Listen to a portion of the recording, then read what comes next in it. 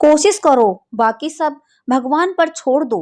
एक राज्य के एक छोटे से गांव में एक गरीब परिवार रहता था। उसमें सिर्फ 3 ही लोग थे, पति पत्नी और एक छोटी बच्ची। वह परिवार आर्थिक तंगी से जूझ रहे थे। पति की कहीं नौकरी नहीं लग पा रही थी। बेचारा यहाँ वह बहुत धक्के खाता, लेकिन कुछ नहीं हो पा रहा था। छोटी बच्ची जब भी अपनी सहेलियों या आस पड़ोस में देखती थी तो सब लोग खुश दिखाई पड़ते थे। उनके घरों में सब ठीक लगता था, लेकिन हमारे यहाँ तो हर रोज परेशानी रहती है। बच्ची अक्सर अपने पापा से पूछती थी कि पापा, हमारा घर कब सब कुछ सही होगा। आलम यह था कि परिवार को कभी कभी भूखे ही सोना पड़ता था।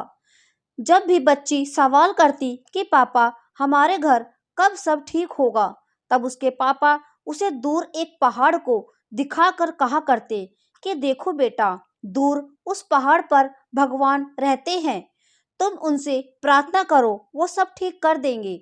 वो छोटी बच्ची रोज प्रार्थना किया करती थी कि भगवान, मेरे पापा की नौकरी लग जाए। कुछ समय के बाद व्यक्ति की सैनिक की नौकरी लग गई। घर में मानो खुशियां लौट आई। सबको लगने लगा कि शायद अब सब कुछ ठीक हो जाएगा। आस पड़ोस में नौकरी की खुशी में मिठाई बांटी गई, लेकिन कुछ ही समय बाद उस राज्य के दूसरे राज्य ने हमला कर दिया और व्यक्ति को युद्ध लड़ने के लिए जाना था। व्यक्ति सैनिक की वेशभूषा में जाने के लिए तैयार था।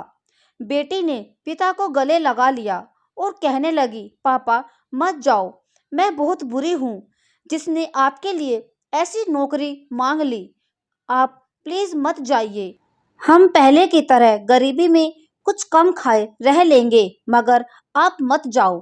अपनी बेटी की आंखों में आंसू देखकर पिता ने कहा, नहीं बेटा, मैं नहीं रुक सकता, मुझे जाना ही होगा। अब तो इस राज्य के लिए मेरी जान भी चली जाए, तब भी मुझे जाना होगा। पिता की ऐसी बातें सुनकर बच्ची जोर जोर से रोने लगी। रोते हुए बच्ची ने एक चिट्ठी निकाली और अपने पिता को देते हुए कहा कि पिताजी, जब आप दूर उस पहाड़ पर जाओगे तो ये चिट्ठी भगवान को दे देना। बच्ची की बात सुनकर पिता मुस्कुराए और सोचने लगे कि बच्ची ने तो सच में मान लिया कि वह भगवान रहता है। उसके बाद पिता ने वो चिट्ठी अपने बैग में रखी और युद्ध के लिए रवाना हो गए। उसके बाद अपने बाकी सैनिक साथियों के साथ युद्ध के लिए सब चल दिए। चलते चलते अब सब उस पहाड़ के नजदीक पहुंच गए और वो पहाड़ दरअसल उस राज्य की सरहद थी। व्यक्ति ने सोचा कि अब आगे तो हमारे राज्य की सीमा भी खत्म हो जाएगी। उसके बाद क्या पता वापस आ भी पाऊंगा या नहीं। तो उसने अपनी बच्ची की उस चिट्ठी को पास ही एक लेटर बॉक्स में डाल दी। लेकिन चिट्ठी डालने से पहले पिता ने उस चिट्ठी पर लिख दिया कि माफ करना बेटा, यहाँ कोई ऊपर वाला नहीं रहता, मैं तो बस तुम्हारा हौसला बढ़ा रहा था। उसे लगा कि यह चिट्ठी वापस घर भेज देता हूँ, उसे थोड़ा गुस्सा आएगा कि मैंने उससे झूठ बोला, लेकिन बाद में वो समझ जाएगी। व्यक्ति वह चिट्ठी डालकर आगे बढ़ गया। उसके बाद युद्ध शुरू हुआ, जो कि बहुत भीषण था। कई महीनों तक युद्ध चला। धीरे धीरे सैनिक मरते जा रहे थे। राज्य में खबर फैल गई कि हम युद्ध हार गए हैं और सैनिक मारे गए हैं।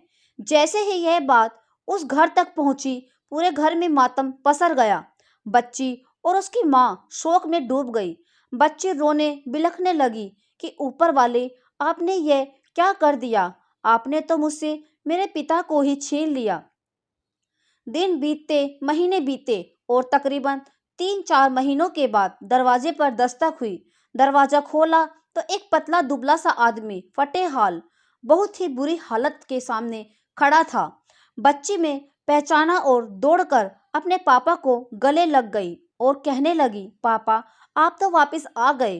तो पिता ने बताया कि युद्ध के दौरान उसको दूसरे राज्यों ने सैनिकों ने बंदी बना लिया था। उसको बहुत मारते पीटते थे। वो जैसे तैसे खुद को वहां से बचाकर भागकर वापस आ गया है। अभी पिता की बात खत्म ही नहीं हुई, तभी डाकिया वहां पर आ गया। आते ही उसने बोला, वहां ऊपर युद्ध चल रहा था, इसी वजह से डाक पहुंचने में देर हो गई। डाकिये ने वही चिट्ठी अपने झोले में से निकालकर उस व्यक्ति को दी जो उसने खुद को अपने युद्ध पर जाते हुए डाली थी। व्यक्ति की आंखें भरी हुई थी और उसी लम्हे में वह चिट्ठी पढ़ने की कोशिश की कि आखिर उसकी बच्ची ने इस चिट्ठी में भगवान को क्या लिखा था। तो दोस्तों, ये कहानी आपको कैसी लगी कमेंट में ज़रूर बताएं। वीडियो को लाइक करें, शेयर करें, हमारे चैनल को सब्सक्राइब करें। Thank you.